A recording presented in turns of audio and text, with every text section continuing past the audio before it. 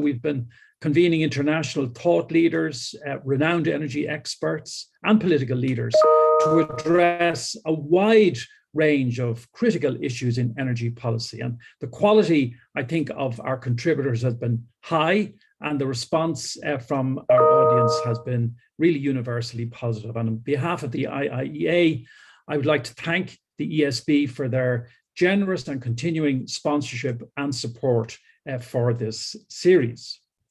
From the 31st of October to the 13th of November this year, the United Kingdom hosted the 26th UN Climate Change Conference of the Parties, the COP26 in Glasgow.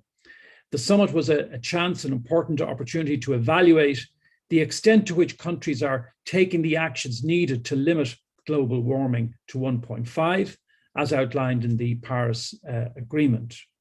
COP26 President Alok Sharma said that the summit and the Glasgow Climate Pact had succeeded in keeping 1.5 alive, albeit with a weak pulse. Today, we've convened a distinguished panel of speakers to hear their assessments of COP26 and the direction of international climate action. It's a great pleasure to be joined by Professor Morgan Bazilian, Connie Hedegaard, Alicia O'Sullivan, and Dr. Sinéad Walsh.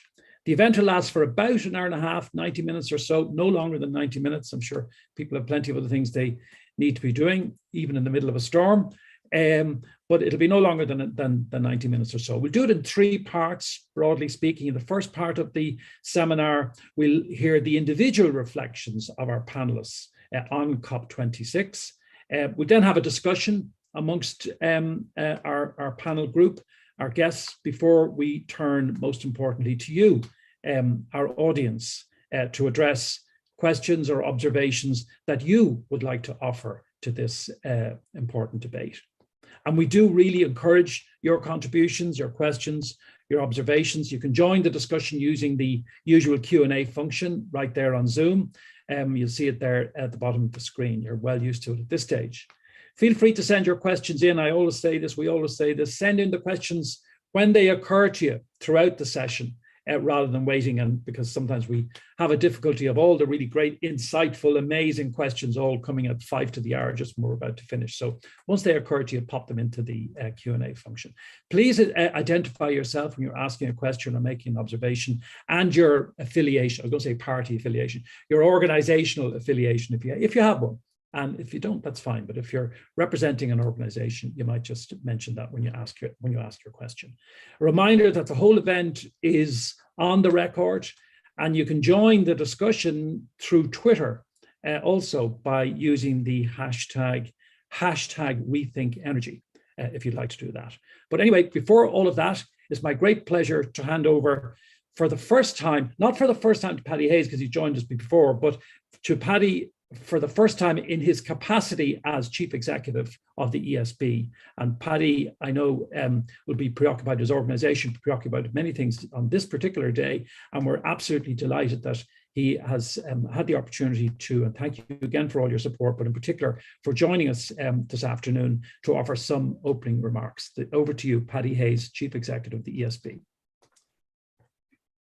Alex, thank you very much, and for those warm words, and good afternoon, everybody. And on behalf of ESB, I'd like to wish you all a very warm welcome to what is the final event in the 2021 Rethink Lecture Series. I'd like to thank the IIEA for hosting the series and for putting together a wonderful lineup of speakers, not only today, but over the past year. For us in ESB, having a platform where experts can share insights on the climate crisis and discuss potential solutions is absolutely critical, because we know that only by working together and mobilizing our shared resources and by building on one another's ideas, will we be able to affect the changes necessary to eliminate carbon emissions by 2050. And as Alex said, maintain global warming to under 1.5 degrees. So Ireland has shown real leadership and ambition in its 2021 Climate Action Plan.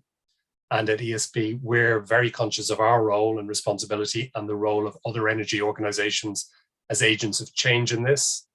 Within ESB, our purpose is focused on the UN Sustainable Development Goals relating to infrastructure, to the provision of secure, reliable and affordable energy, and of course on climate action. And we know that decarbonising electricity has a significant impact in its own right, but that this is then magnified by the use of that clean electricity in heating and transport and industry. And each part of our business is very much focused on investing in this at the moment.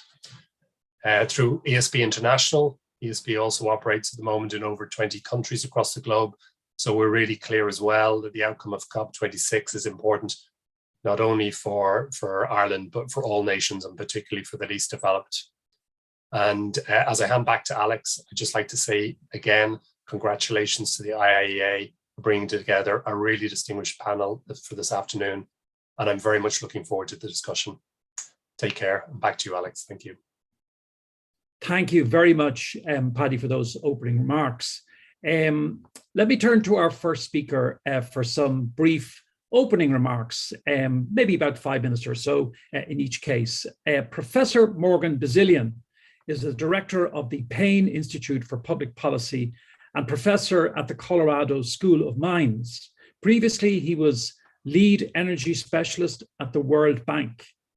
His work has been published in Science, Nature, Foreign Affairs, Foreign Policy. These are all the titles of journals, as you'll appreciate, and Proceedings of the National Academy of Science. Previously, Professor Bazilian was a senior diplomat at the UN. He has served as the EU's lead negotiator on technology at previous UN climate negotiations. Professor Bazilian, as many of you will know, is also a member of Ireland's Climate Change Advisory Council. So we're delighted to have you, Morgan, this afternoon. And over to you for some general reflections post COP26. Alex, thank you very much. I'm deeply honored to be back at the IIEA. It's one of my favorite places in Dublin, and to be involved in an ESB supported event, a company I admire a great deal. Just a quick special thanks to Jill Donoghue, who does amazing things at the Institute, and to the memory of our friend Brendan Halligan, who first invited me into its doors. The COP had a terrific set of champions and wonderful branding and marketing. The UK government made a profound investment in its success, and they should be congratulated for it. I also believe that in some ways this nod to pomp and celebrity had negative implications for aspects of the talks.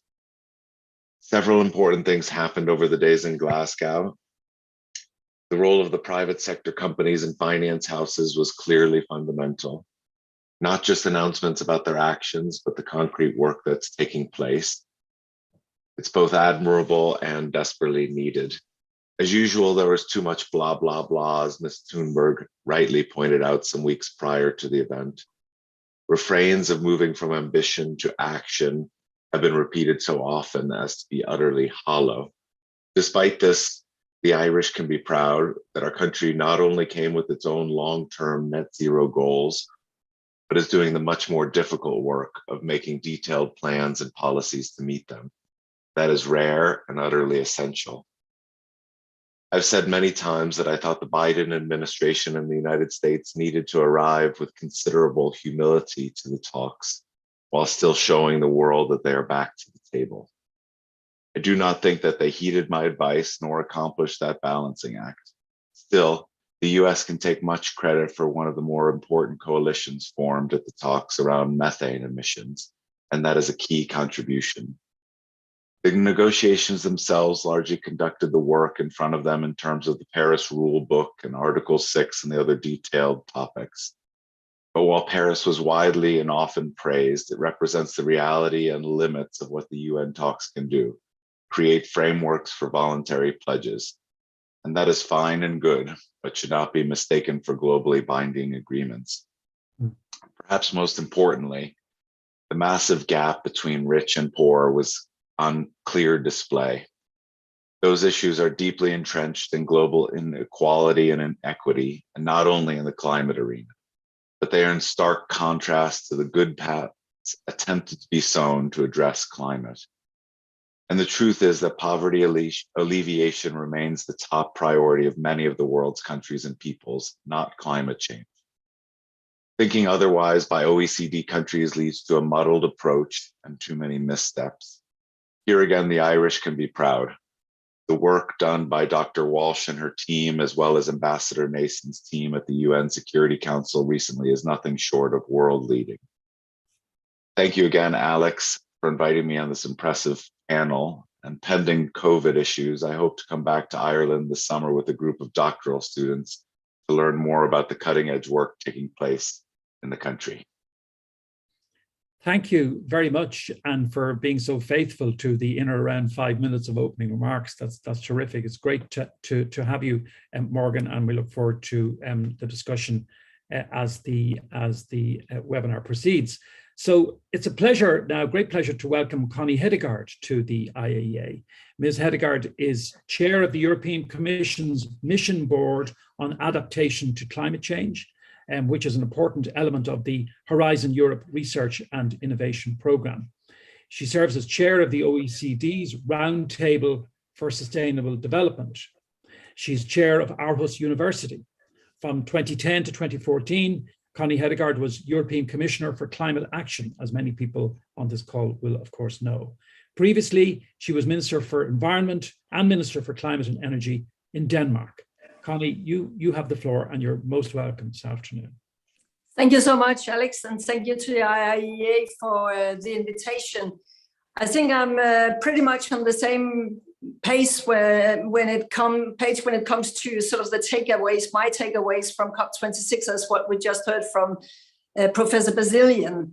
Of course, it did not achieve enough. Having said that, then I really believe that it could have gone much worse. I mean, in light of the COVID-19, the geostrategic situation, the finances not having been delivered from the developed countries in line with what was pledged back in Copenhagen in 2009. There were so many things that could have soured that COP.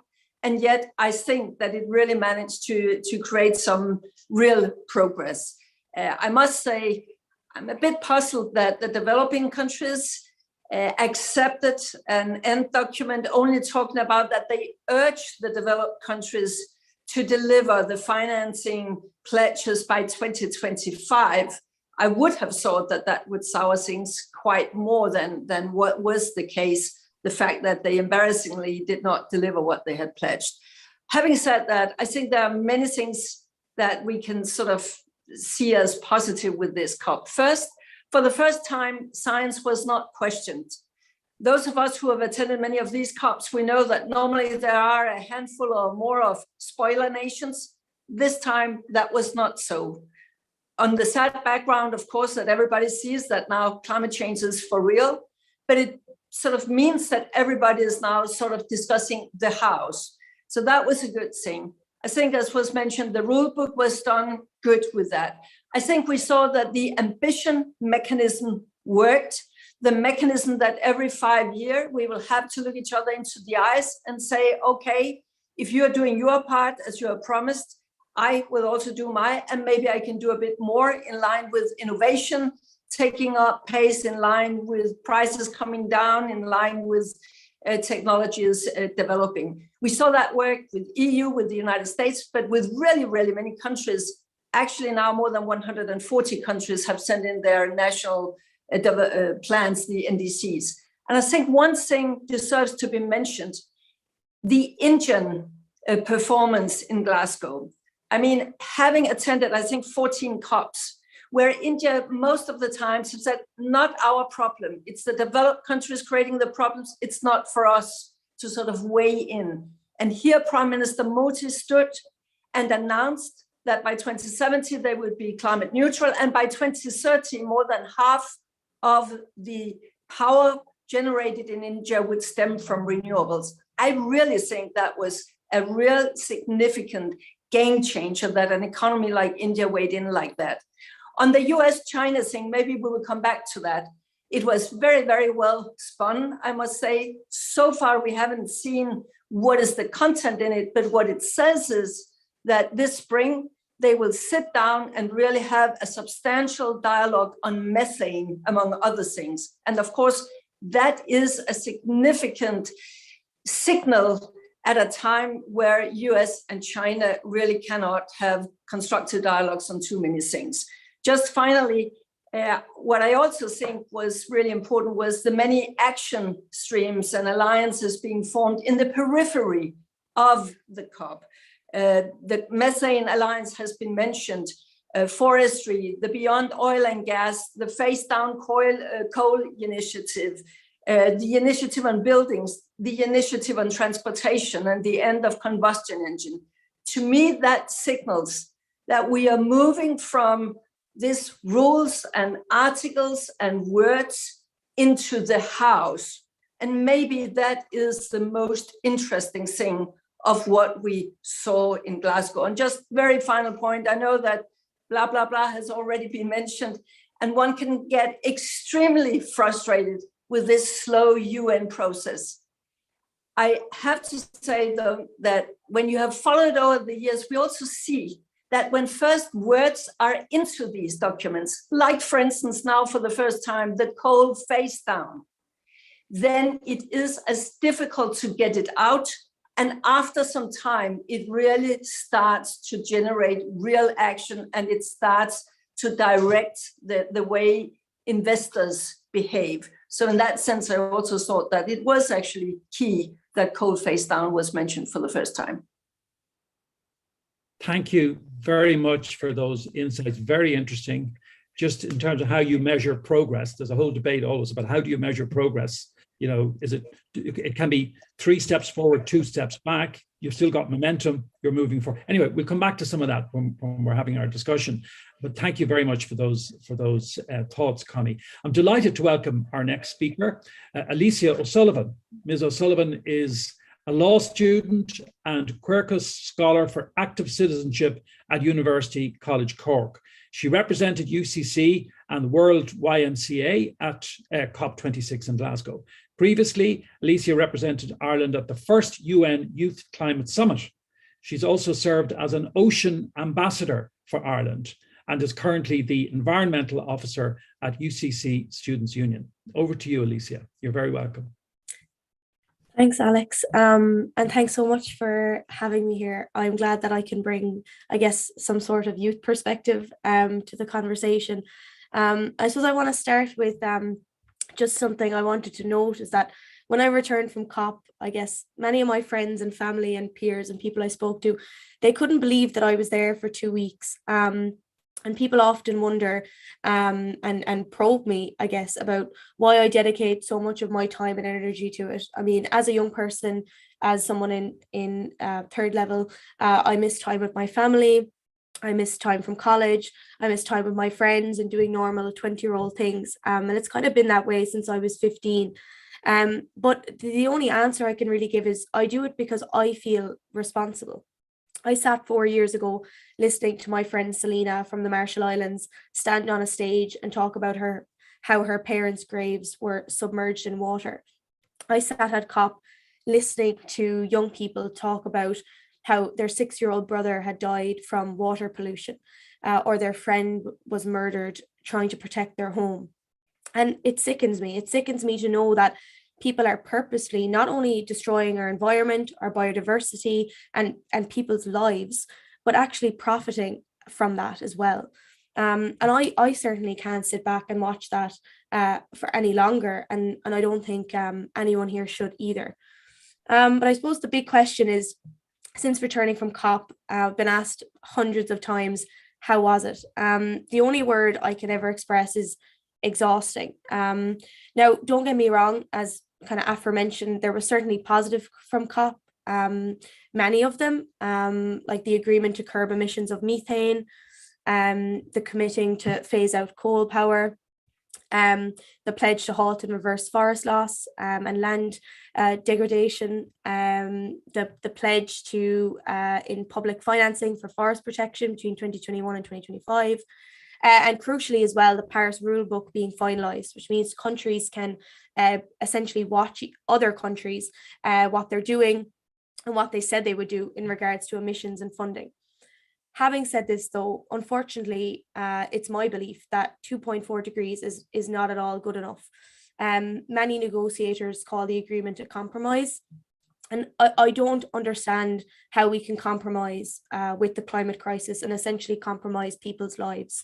It means more heat waves, more crop losses, more water shortages, more inundated coastal cities, more disease and conflict, and millions more suffering. And already 166,000 people have died due to heat waves between 1998 and 2017.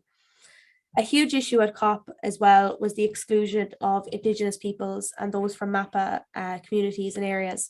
COP26 was the most exclusive COP to date. I guess some of that was quite difficult with COVID-19, that obviously increased with vaccine inequalities and traveling and such. And there was, I suppose, a barrier that created immense difficulty that was almost impossible to overcome for organizers.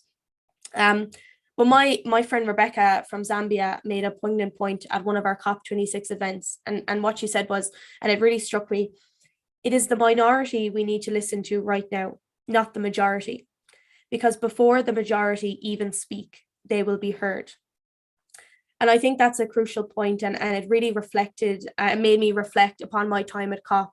And I suppose as well, every time I sit down and talk to policymakers and politicians, they eventually all say the same thing, that it's very difficult to make the changes that young people are urging and that we're seeking. I look at the COVID-19 crisis, and I think it's a prime example of how if you want to make the changes, you can. Over 38 countries have declared a climate emergency, but I'm yet to see any developed country tackle it with the same urgency and seriousness as our current health emergency. But besides the negativity of all of that, I don't agree with people that say that COP was a failure. As my friend Rodrigo from Peru put it, it's not the blue zone that makes me hopeful, it is the friends and peers standing by my side. And what matters now and always has is what we do now. Do we give up, or do we do our utmost to ensure that we save our planet and stop climate change? Because actually the Earth will live on. The Earth will continue long after we're gone. And the destruction we are causing is only making the planet inhabitable for us, humans. And currently we are on a suicide mission. My message to you all listening today is this: to the older generations, you are the past us, and to the younger generations, we are the future you. So essentially what I'm saying is that we all have to work together to combat this. The finger pointing and the sector blaming has to end, because we'll never create any progress if we're all pointing the finger and not actually combating the problem. And this can only be done if we actually work together. And I just want to end on a note that, again, my friend Rodrigo from Peru said that this is not the final day of anything. It is just day one. And I hope young people are ready. So I hope everyone will join us in the journey ahead. Thank you very much, Alicia, for those remarks.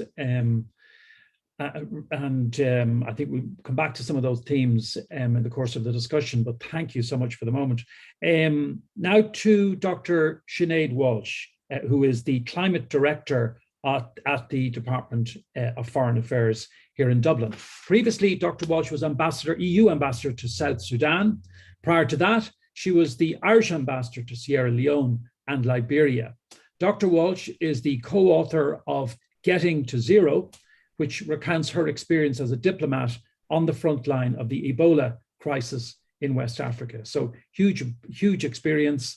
I know plenty of insight. Sinead, you're very welcome this afternoon, and we look forward to your opening remarks. Over to you. Thanks, Alex. Really happy to be here. If I was a bit savvier, I would have done what I used to do when I was in school and use my Irish name to get top of the alphabet with Branagh rather than Walsh. I feel your pain in that regard. I feel your pain. I'm always down the end as well. I will definitely make sure if I ever sit on a panel with Alicia again that I don't have to follow her for obvious reasons. So well spoken, Alicia. I also wanted to agree with Alicia that 2 weeks it just felt like a very long time. I don't know if people saw, there was an Irish Times article, about sort of immediately kind of after COP, and the first thing it said was, everyone looks 7 years older than they did at the beginning. And I can testify, felt also 7 years older. So it was a marathon. But I do agree with what others have said. I think on the whole, it was certainly productive and constructive, although nowhere obviously near where we need to be. We had Ireland had its largest delegation ever, led by Minister Eamon Ryan, and I'm sure lots of people on this call will have heard him kind of feedback on in the media on that sort of mixed nature of the COP, but on the whole, moving us forward in a way that you have to accept that when 197 countries have to agree on something, you're only going to get so far. I think others have really kind of described it really well. Progress made on kind of national commitments. I think we're up to 89% of countries now that have made net zero commitments, up from 50% in a year, as I understand it. And I think people have talked about the declaration, the non-negotiation space, methane, deforestation, and so on. So I won't dwell on those, although I completely agree.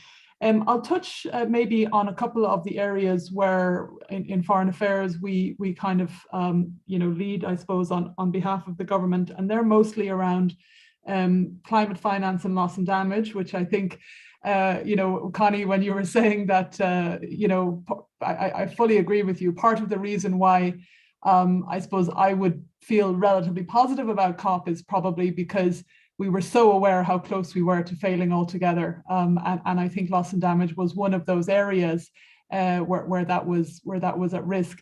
So, I mean, maybe just to start on that, first of all, what is this loss and damage business? I mean, I think it's one I find easy way to think about it, or to start to think about it, is, climate impacts that are so bad that you can't even adapt to them, because we talk a lot about adaptation, and that's a really key priority for Ireland. But there are just some things, and I think, Alicia, you touched on some of them in terms of, the submerging of the graves and so on. Like, there is no economic way that you can get over, that those sorts of impacts. And so I think loss and damage is really an area that came to the fore in COP26, unlike ever before, and was really the developing countries, kind of standing up and saying, this is not acceptable. The impacts that we are facing are so severe, and we really need more support. And I think what was agreed, one of my colleagues was sort of in negotiations on this till 3 a.m. every day, starting again at 7. It was pretty tough going.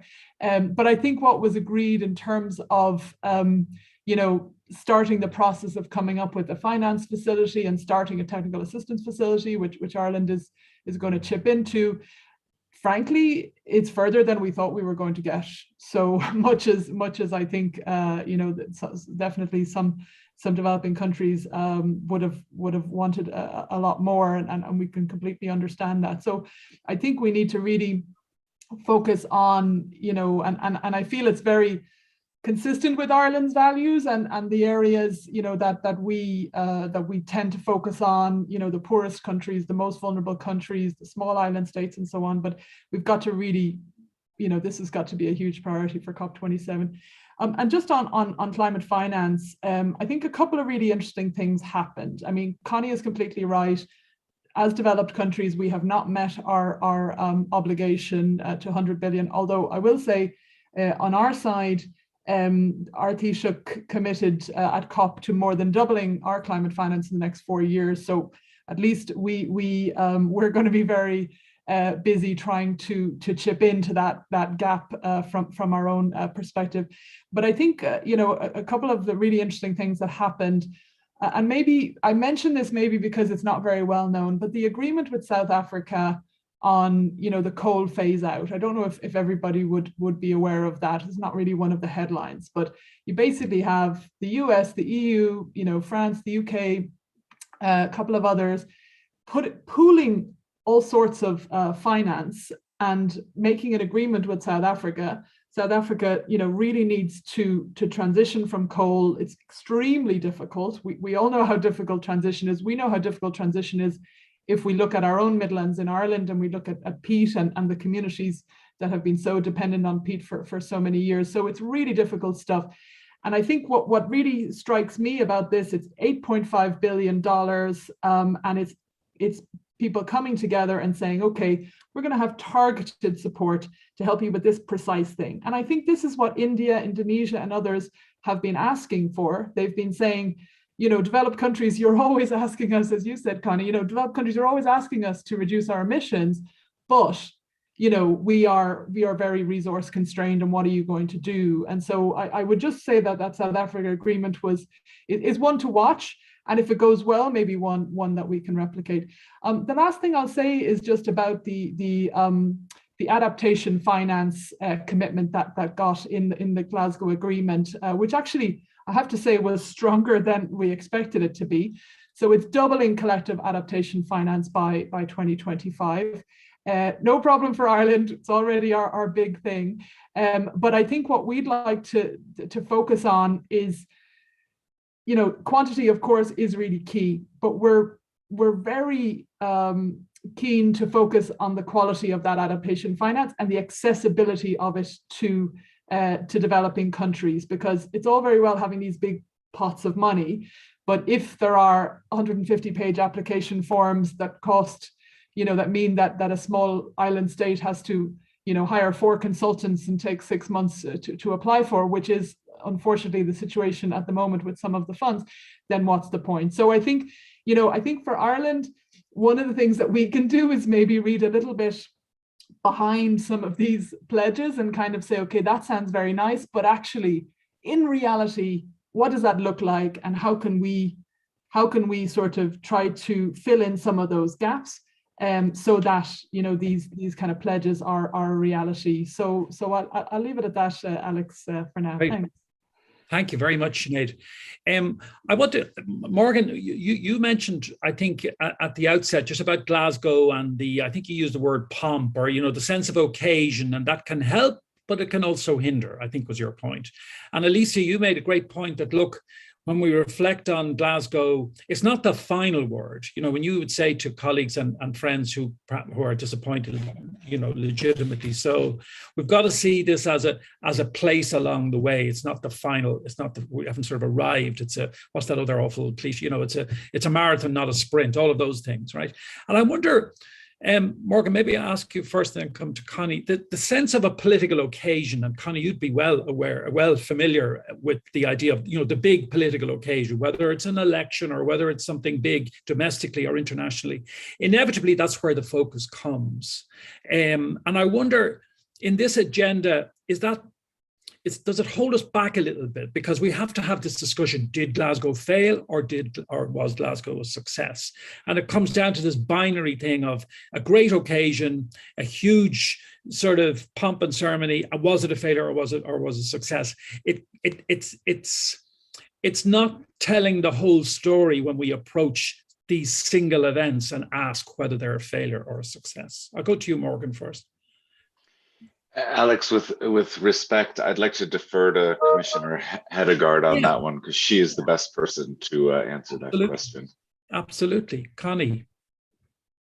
Well, I don't know about that, but I think, you know, that yes, it means something that governments, heads of states themselves, since the first time where they had to stand up there in front of the world on climate, that was in Copenhagen in 2009, COP15, that helps, that they know I'm personally going to Glasgow. They will look at me, they will ask, what is your government doing? My civil society, my NGOs, the activists in my country, the opposition in my country, they will all expect me there to come up with something.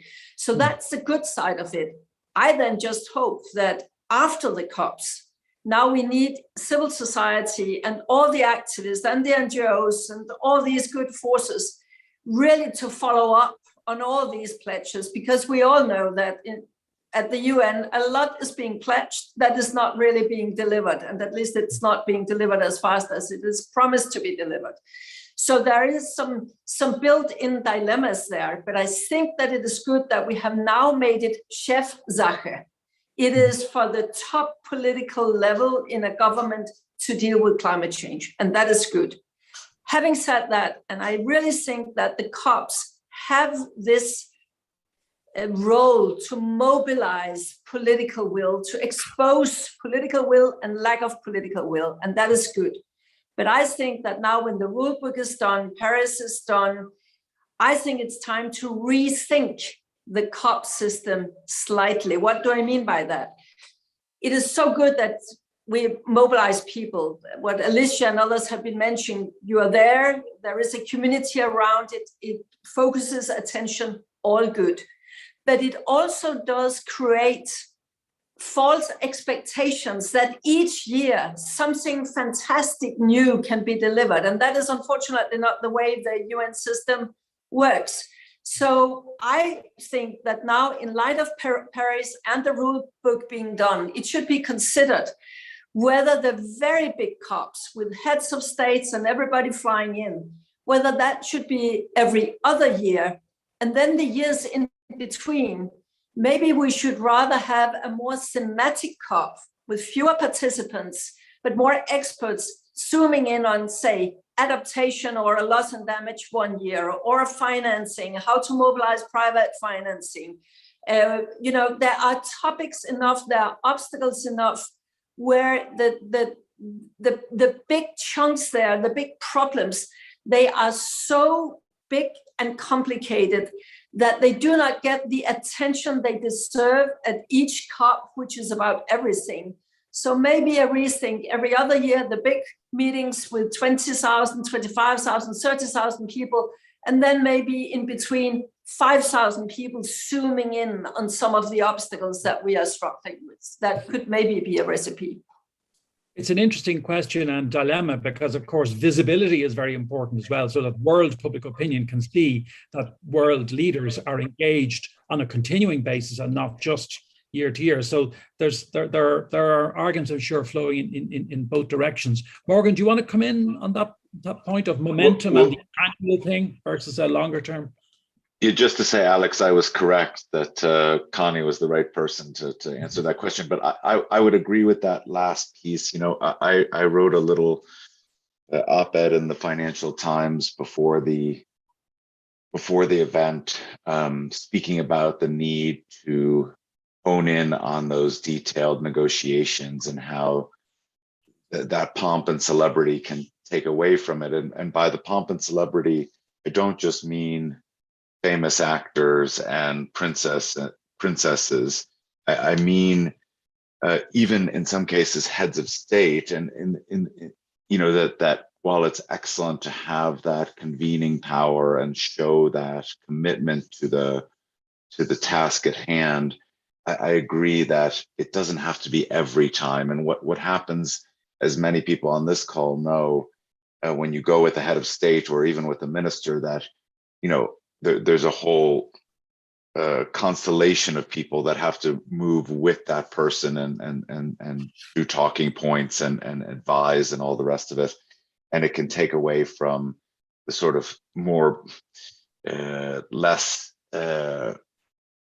sexy work of actually doing the negotiations. And so there's a mix, and but there is a lot of pressure on host governments, of course, to have the big win and to have their name of the city or the country on some sort of agreement. So there's tensions in it, but I agree with everything Connie said. Alicia, I wonder from your perspective, I mean, you were there in Glasgow.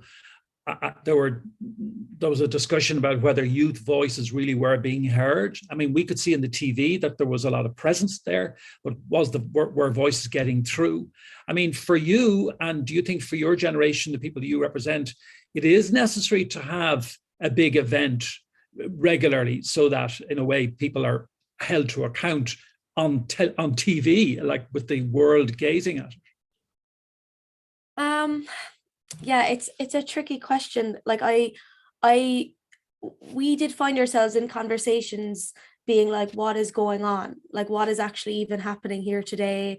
And like, obviously as well, it became increasingly difficult to get into actual negotiations because of COVID. So I do agree with Connie, and I like the idea of something like that, because I do think there was too much happening at once.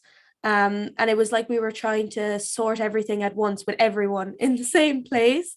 And it was almost becoming too chaotic. And then obviously COVID just added to that. So I like the idea of that sort of every second year or something like that, because I think, and I agree with Professor Morgan, that the show, and it's not just the celebrity, but I think it's the trying to do everything at once can lead to confusion and misunderstanding and a lot of frustration, and actually people leaving COP with like 600 different variations of what happened, which I don't think is helpful at all to any problem. So as a young person, I absolutely think that young people being there and public participation and civil society being there in some respect physically absolutely has to happen. But I also think that to actually focus and to create solutions to the real hard-hitting problems that Connie mentioned, you do have to have a scale back, because I think we were just trying to do everything at once, and it becomes unfocused actually. And it's like, I mean, having been in Lima and in Paris, and you see these things that they're coming, the momentum is building, and people are going in and out of rooms. It's just like you described, Alicia, like who even are these people, and what exactly did they just decide? Even if they hand you a piece of paper and you read it, what does that say? Like, if you're not confused, you're not paying attention, as the old phrase goes. So, I mean, everybody's, and then there's an agreement. But Sinead, I wonder what you think of this, because it's an amazing event, really, in many ways. I mean, we've some of the drawbacks, attention has been drawn to some of the drawbacks, but it is an extraordinary event, literally under one single tent. Okay, it's not just one tent, but figuratively speaking. So it's the diplomacy is happening at a very high level, but there's also this really inspirational, very often civil society urge being met in the same place. And there's just so many things happening together. Would it be a pity to lose it? Or what do you say as a diplomat with experience of these events?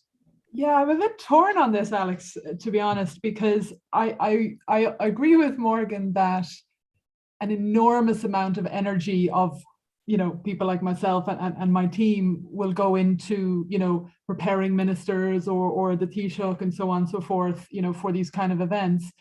At the same time, these events do push us further than we would go, and I don't just mean COP. I mean, I think this is just generally how diplomacy often works. It often is the event where the head of state will have to make a speech, or your minister will be making a speech, and they do push us in Ireland and other countries as well, and that, I suppose, is one of the reasons why we keep doing them. I think the other aspect of it is that so much of, for me, and I agree with Alicia, there's so many different things happening, and you feel like you're in this little tunnel and everybody else is in their own little tunnel and you don't know what's going on. Often you'd get news, you get a text message from home from somebody saying, isn't that great what John Kerry just said? And you're like, I have no idea what John Kerry just said. I've been in a loss and damage conversation on a very micro level. But I think we have to remember that actually a big benefit of COP is the conversations that it generates back home. Fundamentally, we've got to remember that climate action will take place in domestic contexts, in domestic political arenas. And, that's a 12-month, challenge for all of us. And it doesn't just happen in 2 weeks, but those 2 weeks, I mean, certainly in the Irish context, I mean, the coverage in the media for COP was extraordinary, I would say. And so and all sorts of different, panels like this were taking place, and people in schools and so on and so forth. So there's that aspect of it as well. The protests, were I think, really important. Again, they're different to the negotiations. So I think we need to see COP as a negotiation space, but also as a moment that can help mobilize, and also at a moment that can help domestic actors and domestic activists, and so that maybe complicates the picture a little bit. But I also do, that's why I say I'm a bit torn, because Connie's suggestion really does also resonate with me, that maybe we don't need to have the big hullabaloo every year, maybe every second year. And the only other thing I wanted to say here, Alex, just because I think it's so important, it is worrying, the participation, aspect of it. I mean, we had a bunch of civil society on our and academics on our Irish delegation, but we also funded, youth and women activists from various developing countries to come, and kind of talking to them on a daily basis. Real limitations to access, and we absolutely, I think, have to acknowledge the UK had enormous COVID challenges and all of this, but let's hope it doesn't set a precedent, right? That that now is a new baseline, because I think that is one of the possible advantages of COP is the voices that it brings in. But I mean, to sum up, I do think Connie's idea, I think, does merit some good solid consideration. All right.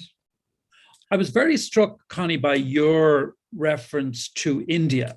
That was something that really stood out for you in Glasgow. That was something that perhaps you hadn't expected, and because, of course, a lot of the commentary or the narrative wasn't particularly favourable to India and India's position. But in fact, you've singled what they said and what they did out as being a cause for optimism, as a cause for a positive response. So do you want to elaborate a little bit more on that? And we might talk a little bit about China in a minute as well with Morgan. Yeah, Alex, I think it's because I've seen so many COPs where in the last 24 hours, in the last plenaries, we have been sort of up against sort of basic China, Brazil, South Africa, India, being against ambitious language. It was not their problem. They were developing countries. It was the developed world who had created their problems, which is, of course, true. But they sort of stood back and said, we don't want this kind of language. And really often, the Chinese, to be very blunt, they had just kept silent during these plenaries, just sitting there looking straight forward, not taking the blame, not taking the battle, and left that to the Indian ministers, changing Indian ministers. So that has often been the role we have seen India sort of having in these talks. And then suddenly Prime Minister Modi comes there and he really weighs in and say, okay, this is also for us. We still have 300 million people without access to electricity. Nonetheless, we are saying that by 2070, we want to become carbon neutral. And 8 years from now, at least half of our electricity will stem from renewables. I thought that, we don't know, we haven't got the exact detailed plans. Can they actually achieve this? We don't know. But the political fact that they weighed in there, I thought that was really, really interesting. And I think that is also somehow maybe changing the dynamic among the emerging economies. And indirectly, it can also help making some of the push further needed for China, for instance, to fast forward the year when they want to peak their emissions. Because I guess that some of us had really hoped that China would fast forward that date from 2030 to 2025, which many scientists also at Chinese universities would tell us should be feasible for China. I think some of us had hoped that they would come forward with that announcement now here in Glasgow, which they didn't. But one could hope that should the dialogue between US and China actually come to some fruitful results, such a thing could be among the deliverables coming out of that dialogue that will take place before the next COP in Egypt. Very interesting.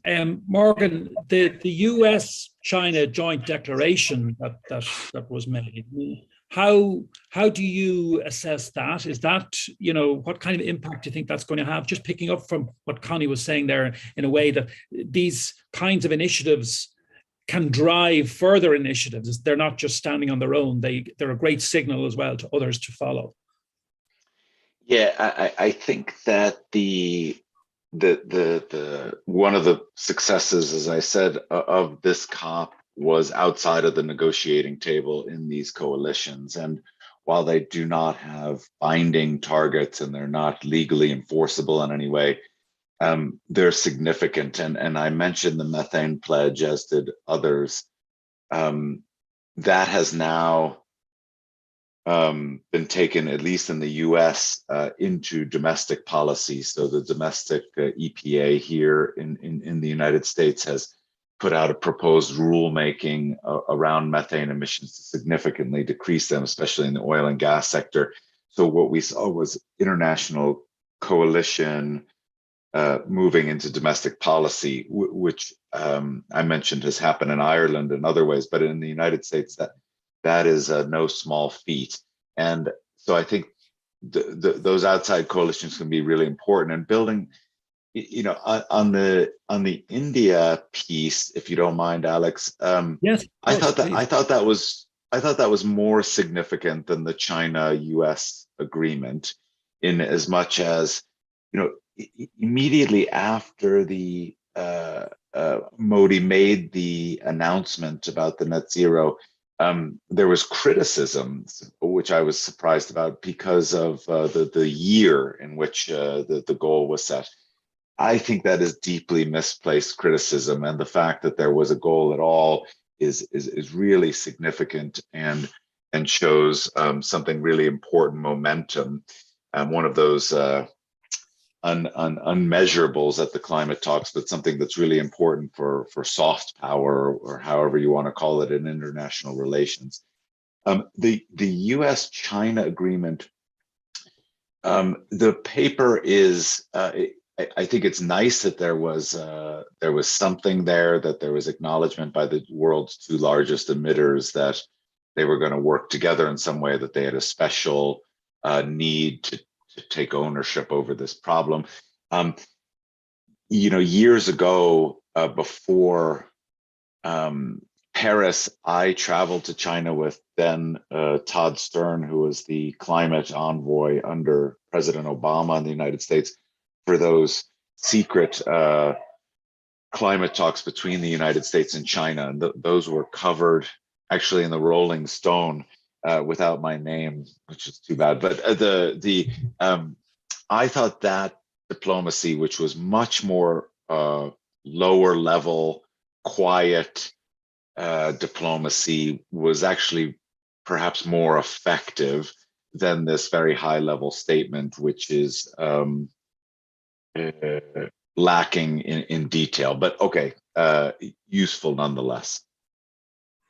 Okay, thank you both for that. And Alicia and Sinead, I'm going to come to you in a couple of minutes, but Connie does have to leave us at the top of the hour. So there is a question here, Connie, I'd just like to ask you maybe to address. It's Christian Ritamal, who says that considering the current updated NCDs, the main portion of the remaining carbon budget for 1.5 is still being consumed by developed and industrialized countries. Considering such emissions projections, how do you foresee the global stocktake might address the equity issue in regard to implementing Paris? Yeah, that is, of course, the question, how to do that. I do think that we will never manage to close the gap unless everybody tries to pursue a much more sustainable pathway. So I think that what developed countries will have to do, they will have to sort of go first and do more and be committed to more than others. But then it has to come also through the financing. That was why I mentioned first financing. Of course, not just public financing. That is just a tiny drop in the ocean. Important, politically important, but also important for adaptation. But the real important stuff is how to get private investments really going into, African countries, the most vulnerable countries, all the countries where there is an additional risk to be had. And I think that is one of the really, really big challenges now. There were good signs also in Glasgow. For instance, the Nordic pension funds now work together, and it sums up to hundreds of billions of dollars that they are risk investing in developing countries. But I think we really need to scale significantly there, help with enabling technologies, help setting up stronger ministries, I know that there is an EU African initiative, for instance, to sort of put up a African School of Regulation, things like that. Not all of it rocket science, but simply how do you do this, and how do we disseminate the good technologies and the practices much faster than is the case. I think that is very much needed, and that is why I come back to the fact that financing is also at the core of this whole thing, or we will not make it. Mm-hmm. And just because I'm conscious that we need to let you go in a couple of minutes, I again, Morgan mentioned something earlier. I made a note of it. At least I think it was Morgan. It may have been Sinead, but I think it was Morgan was early on. The need to strive for globally binding commitments. So that's a phrase that we need to, I suppose, interrogate a little bit, because at the international level, where we're talking about treaties and international agreements, there's precious little kind of real enforceability that we can bring about. It's about agreement. It's about agreement. It's about a willingness to keep to agreements. It's not like as in our domestic legal orders, where if people don't keep to their agreements, or if governments don't do what they're supposed to do, they can sometimes be brought to court. So will we always be limited by the absence of real enforcement mechanisms as we would understand them in our domestic legal orders? Will we always be limited in that way on the international stage? Alex, I'm really afraid that the answer is yes, but I guess that some in the audience will remember that up to COP15 in Copenhagen, that I was very much involved in, that was exactly what Copenhagen was all about. We tried to get a legally binding agreement. And that was, of course, what was needed. Needless to say, that is better than having, just voluntary commitments that nobody really can come after. I know there is a whole philosophical discussion. What does it mean that it's voluntary? Because you cannot bind anybody in the international community. So does it really make a difference? But what we tried to do back in 2009, that was to have a much more legally binding, transparent international deal.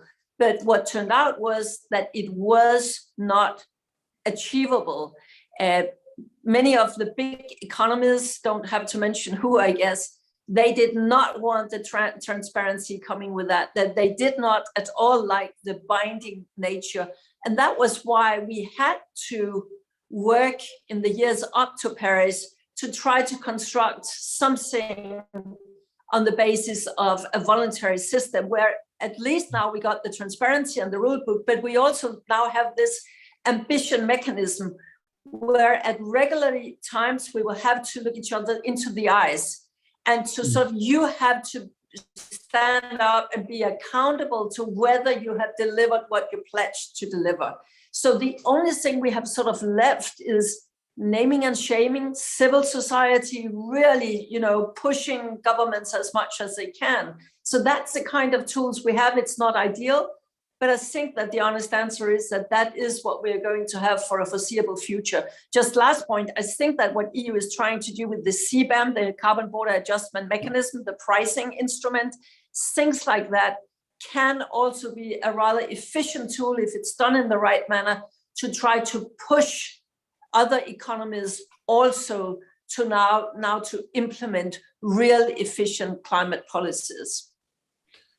Connie Hedegaard, thank you very much for being with us this afternoon. I know you have another commitment at the top of the hour. It's been terrific to have you, and hope we'll see you again at the IIEA in some point. Thank you for having me. Not too distant future. Thank you very much. Sinead, just briefly, would you pick up on that, just that notion of how do we make things happen? Like, how do we, again, as a diplomat, people make commitments, the public gaze, the global gaze is there. Is that the enforcement mechanism ultimately? Yeah, I think, and maybe this, I think there's a question in the chat about this. I think, as I said earlier, Alex, our systems are, as governments, our systems do move in general with peer pressure, and I think we can see that that is maybe more it does of course vary by country, but I think the COP processes can show us that all countries feel that way to some extent. But I also wanted to come back to the point about domestic activism, because fundamentally, you come back from COP, everybody comes back from COP to a country, right? Almost everybody, right? There's some stateless people, but let's leave that aside for the moment. Big problem. But and in each of those countries, there's a whole series of challenges, because this is such a fundamental shift and transformation in our way of life. And so I think there is really only so much that these international processes can do. And I think, in the end of the day, the progress will be made at the country level. So then the question becomes, how is that kind of best done? And then I suppose the question for, activists, such as Alicia and so on is, to what extent, it comes back to kind of Connie's very interesting proposal, to what extent are these international processes, helpful in that domestic, kind of journey, and to what extent are they maybe distractions if they happen too often. But I think coming back to the question in the chat, I think Pauline Conway may have asked it. We haven't really, talked too much about the rather, I think, surprising and significant fact that there will be another in 1 year, in 1 year's time, not 5 years, not 10 years, there will be another call for increased commitments. And I think to a lot of us that is one of the biggest positives from COP, because at the very, very best case scenario, if every single country commitment is realized on time, and if every single declaration is 100% realized on time, and we all know enough, I think, to be skeptical, we're still looking at 1.8, and 1.8, I think you can say goodbye to some entire island states, for example, and the consequences. I think we all know, particularly for a lot of kind of resource poor countries, are just going to be devastating. So yeah, I think I'm quite encouraged by that check-in, but I think we just also have to be realistic that most of this progress will happen in domestic situations, and how can we facilitate that? Thank you. There's an interesting question here from Caroline White, and Alicia, I'll put it to you, because you might want to pick up on that issue there that we were touching on in terms of how you enforce, how you make things happen, and the value and the importance of activism on a continuing basis. But Caroline White is thanking us for the webinar. She's a question for any one of the panelists, really. She says, given the challenge that has been described of ensuring that climate adaptation funds actually get to the people and projects where they're needed, as Sinéad has been speaking about earlier, has there been much investigation into the potential role that could be played by per capita cash transfers or participatory budgeting in climate adaptation in global South countries? So I suppose it's Caroline White at FASTA. So it's ensuring that I suppose the actual specifics are implemented in terms of money that's promised, that's pledged by countries at the COPs, to really get that through to the places where it's needed internationally. So I suppose, Alicia, for you, the two things, you can pick one or other or both, the activism point or the finance point. Well, I think probably Sinead is definitely best suited to answer that specific issue. But I will say is that I suppose at my time at COP, like I kind of mentioned in what I said at the beginning, I really tried to focus on going to events about small island nations and people from indigenous communities. And I did that because I kind of thought, well, if I walk into some sort of climate finance talk, I'm not going to understand any of it anyway. And I'll probably leave more confused than if I ever didn't go in. And as well, it wasn't just that, but it was that it was the one opportunity where I was firsthand able to listen to these groups of people and listen to what they needed. And they actually have a lot of solutions. And I was at an event with Mary Robinson, and it was actually about, I think it was about climate financing in some respect. But my understanding is that there's still a lot of barriers to, even if the money is there, and even with all these pledges, and maybe Sinead can pick up on this in a minute if I'm right. But even if with all these pledges of giving the money, which thankfully now we've kind of got, there's still a lot of barriers for these countries in actually accessing the money and using the money. So that's like a huge issue that I think we think, oh, the money is there, but actually are those people getting the money at the end of the day? And maybe Sinead can weigh in. Yeah, I'll come back to Sinead, but I do want to ask Morgan, because as I mentioned earlier, you've now got an involvement in the Irish debate and the Irish public policy space now in respect of the your membership of the Climate Change Advisory Council, appointed that by the government, by the Minister Ryan, in recent times. So I know you're familiar with Ireland, but do you have any particular insights into where Ireland, as a relatively small country and a relatively small player, but I think an influential one, frankly, that where Ireland stands in all of this internationally, because you're in a good position to view us from abroad, and now that you're going to be working here as well? Yeah, Alex, a little bit of a loaded question. I think rather than answer that directly. It wasn't intended to be loaded, I promise you, but I can see how it might have been received that way. I haven't been in the Irish papers in some time until recently for issues related. So, Alex,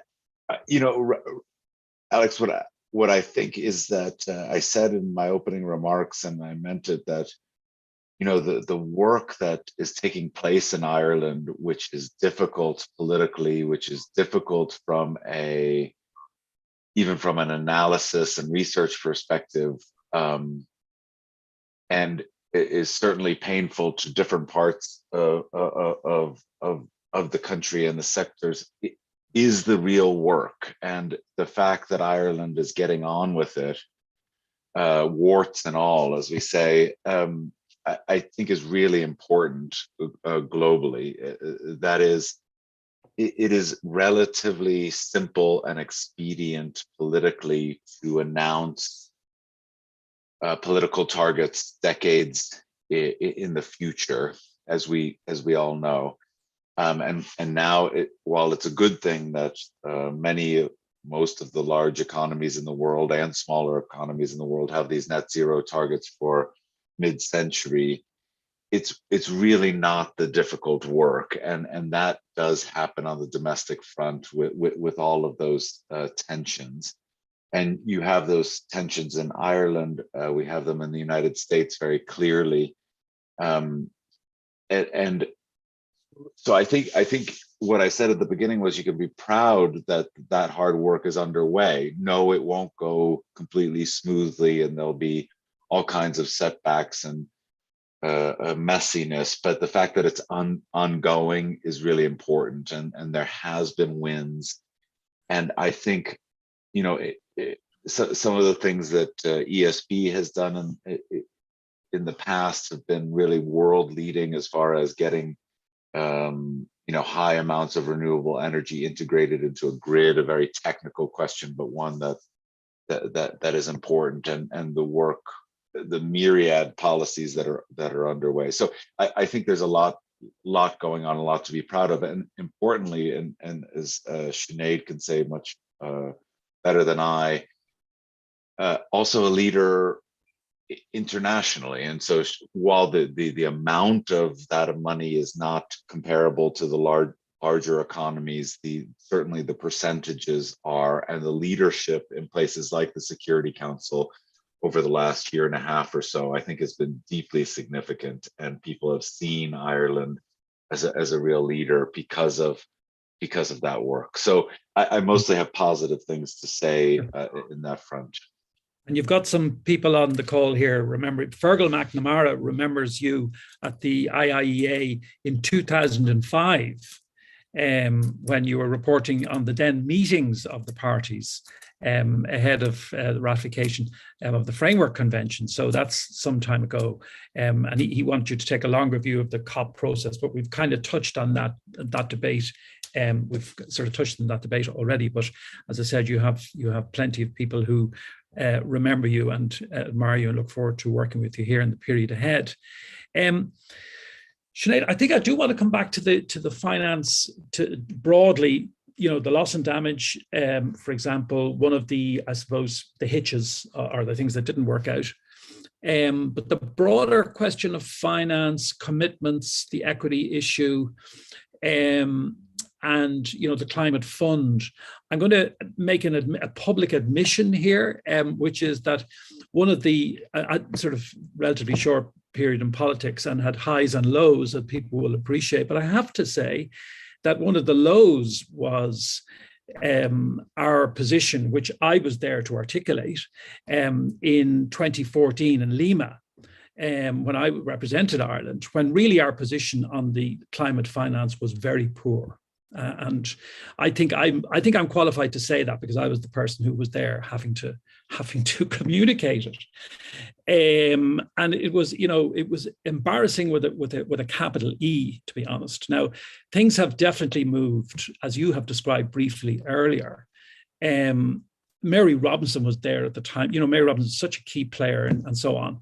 And it has evolved in a very positive way since. So from the point of view of how Ireland is seen in the diplomatic context on this finance question, okay, relatively small country, it must be helping how we're seeing the fact that we have upped our game with money.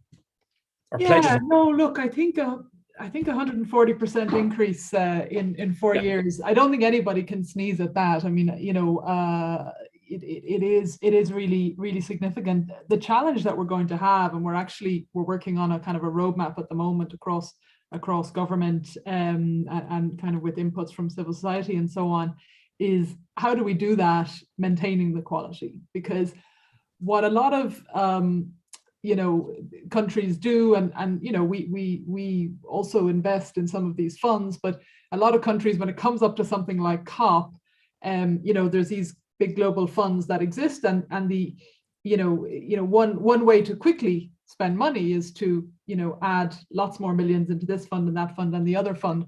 And I think there is an efficiency to that, because we all need to make, you know, these global funds are, you know, they're very serious players, and you know, there's an efficiency to saying, you know, we'll be part of that, and then we'll sit on the board of that fund, which we do, for example, for the global for the Green Climate Fund, and you know, we share a seat on that, and then we try to make the fund better.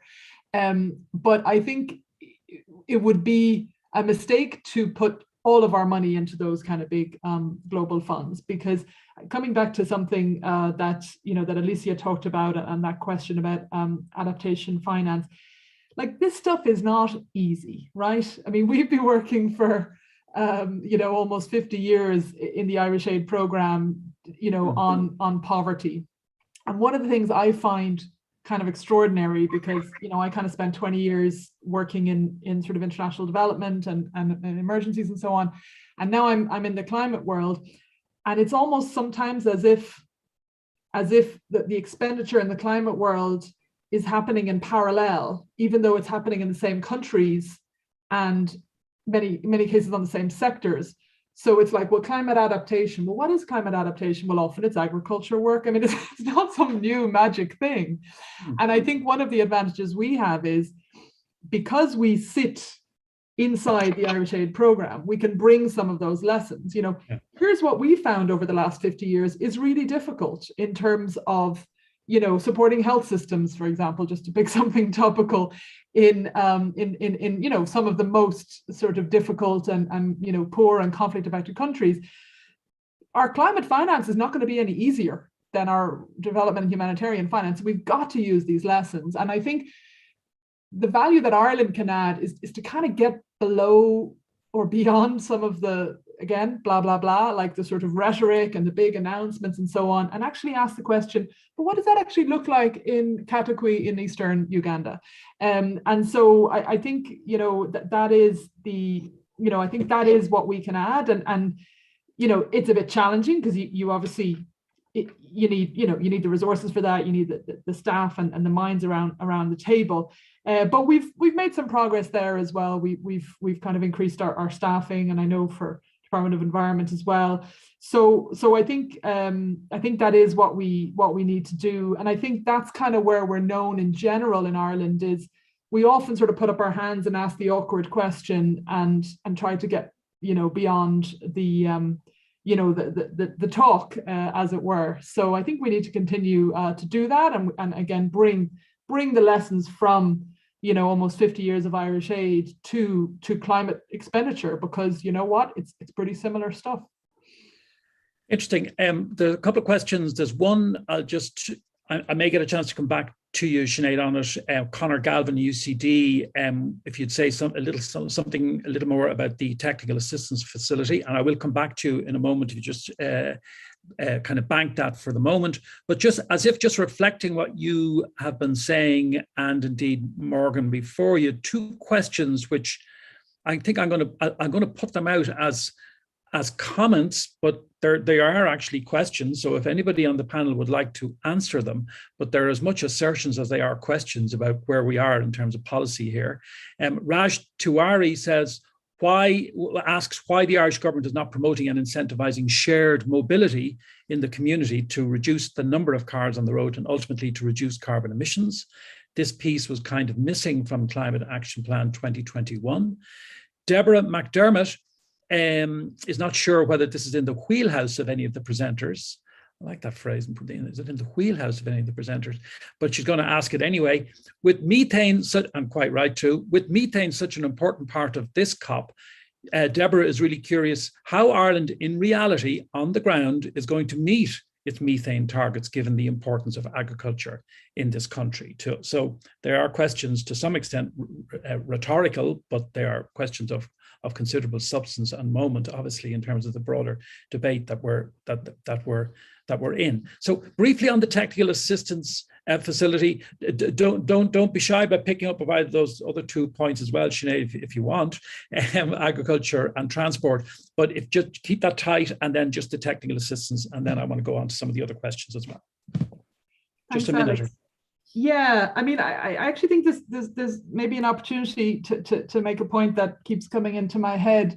Thinking about those two questions, and again, I'm in foreign affairs, so I'm not the best person to give detailed answers on them. That would be Department of Environment or Agriculture, indeed. But I think the issue about co-benefits is something that we haven't really touched on, and I think it's really crucial. So, farmers, for example, all over the country, you hear it's not just about climate. There are also, pollution related benefits. There are also sometimes, like new markets if you maybe go into organics or different things. So there's different ways to look at the climate challenge. And I think that's so powerful because, generally, people are trying to make a living. Nobody sort of wakes up in the morning and says, I want to do bad stuff for the climate, right? Everybody wants to do good stuff for the climate, but we all have these habits of lives and livelihoods. And so, thinking about, for example, the high rates of asthma in this country and bringing that into the conversation, not just, the sort of climate impacts of the transport sector, for example, but, the health benefits. So I just think that's just something important for us to bear in mind, but I'm conscious time is short. On the technical assistance facility, basically just to say it's called the Santiago facility. We, along with DEC, we have pledged 5 million euros to this. It's basically going to try to help developing countries deal with the issue of loss and damage. So there's one conversation about the kind of the finance to do that, and this is the conversation about the expertise to do that. So we're interested in supporting both of those tracks, but the one that's further ahead at the moment is the technical assistance. So we've pledged money, but it's only now getting started. So I don't have so much more to say about it. Well, that's really helpful. Thank you. Kevin O'Sullivan of the Irish Times has a question that I'm going to go to Morgan and then Alicia, in fact, all three of you. Kevin asks, 2021 has been a year of climate progress, confirmed by the imperfect outcome at COP26. Is the problem now an issue of pace? We are winning, we are just not winning fast enough. What can be done to improve the pace of delivery on commitments? That's Kevin O'Sullivan. And first to you, Morgan, if I may, on that.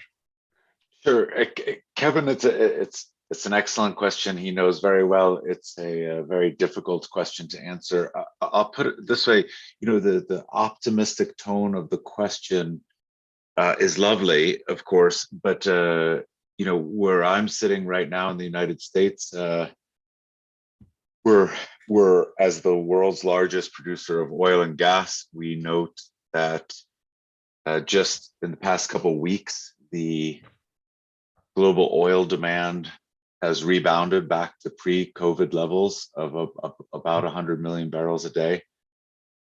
There's increased use of coal recently because of the European and Asian energy crisis that's ongoing.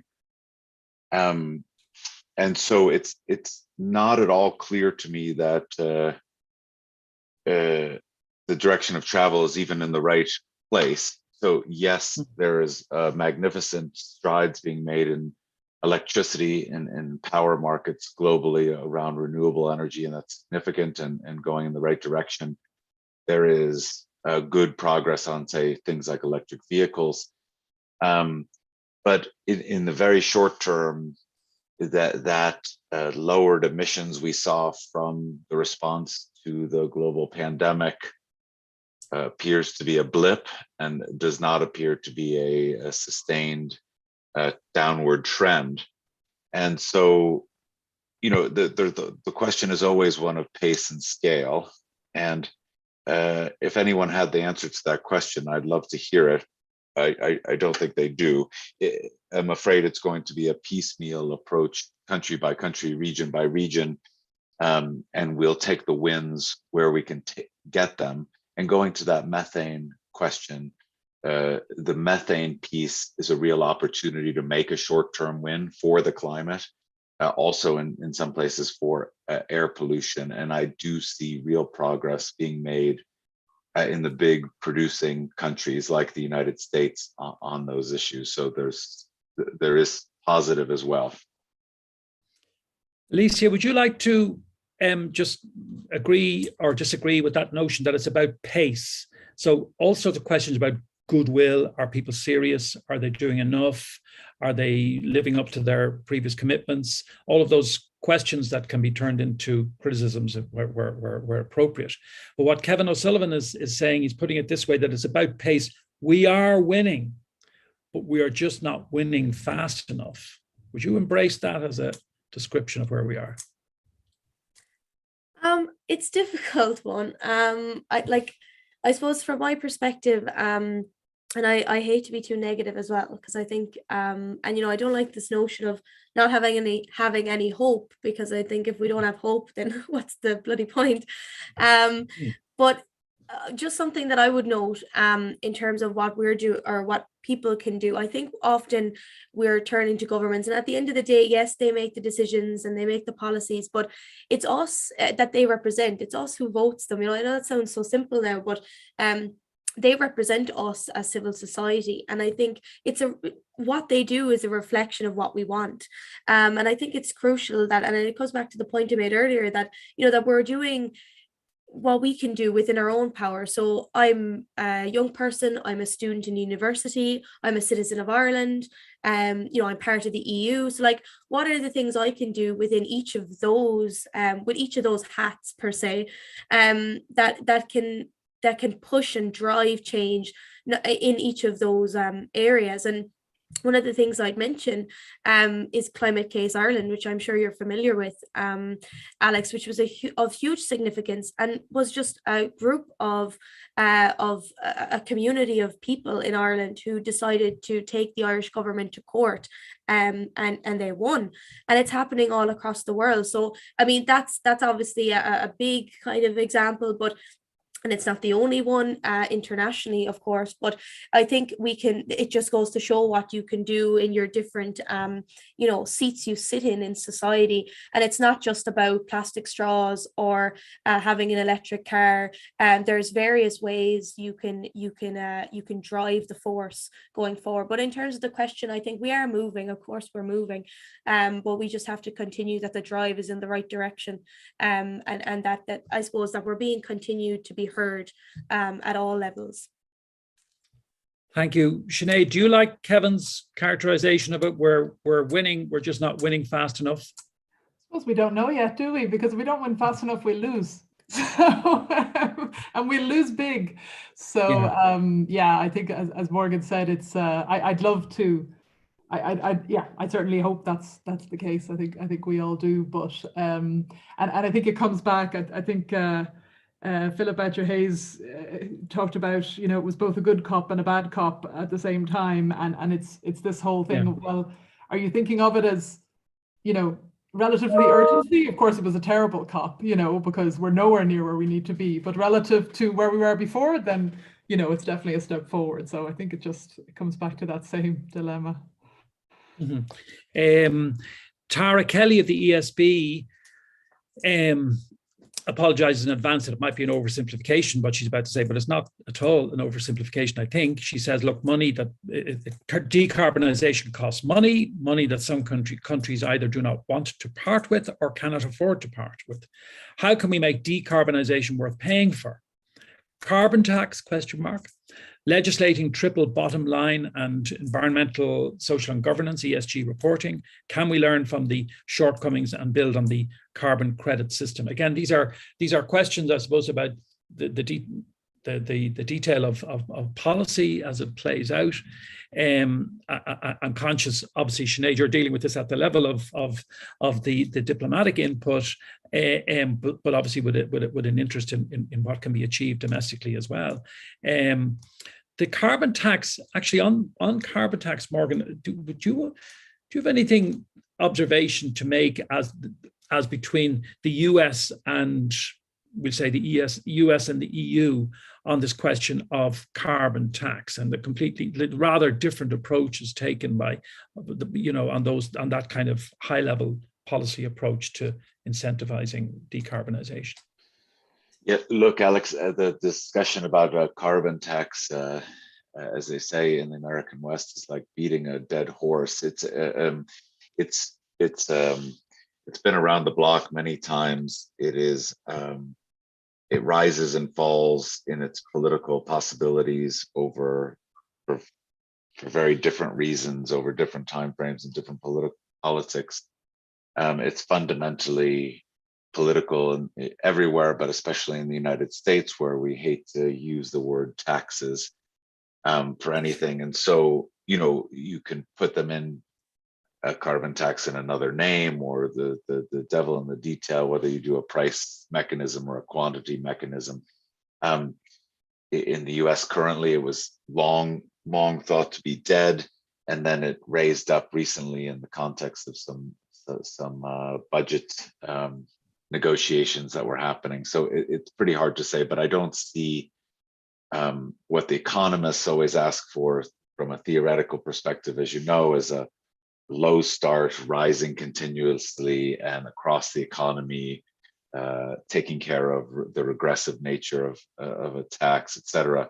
It's a sort of perfectly designed policy. And Alex, you would know as well or better than most of us how the likelihood of putting in beautifully designed, thoughtful policy through a political process is nearly impossible. So at least in the US, that's where it stands. I won't go into the EU because I think others on the call have a better sense of it. Okay, well, it might have to be part of our continuing discussion for the future, because we've come to the end of this really interesting and stimulating debate and discussion. And I want to thank each one of our panelists, Morgan Bazilian, Alicia O'Sullivan, and Sinead Walsh, and also earlier Connie Hedegaard. each one of you for joining with us this afternoon, for giving us your insights, being prepared to answer the questions, address the issues. It's a continuing debate. If COP is continuing, our debate is as well, and will into the future. I want to warmly thank the ESB and Paddy Hayes for his introductory remarks, for his support and the ESB's support with this series.